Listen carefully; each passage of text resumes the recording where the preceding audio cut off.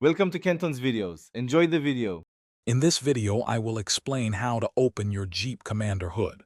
First, you'll need to find the hood release lever, which is typically located on the driver's side, usually beneath the dashboard near the door. Give that lever a firm pull towards you.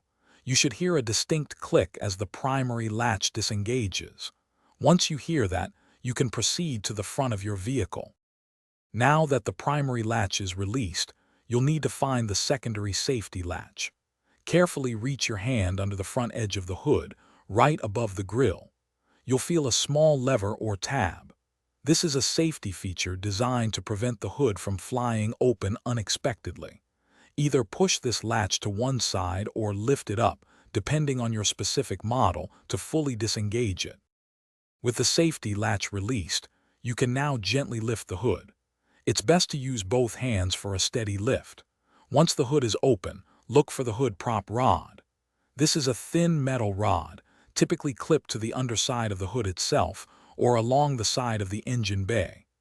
Unclip it and firmly insert its end into the designated hole or slot in the engine compartment to keep the hood safely open. When you're finished, it's crucial to close the hood correctly. First, remove the prop rod from its slot and secure it back into its clips to prevent rattling. Then, gently lower the hood until it's about 12 inches from fully closing. Do not just drop it from a high distance.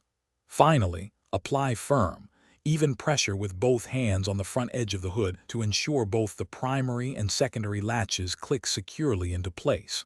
Give it a slight tug to confirm it's latched. Thanks for watching. Consider subscribing if we helped you.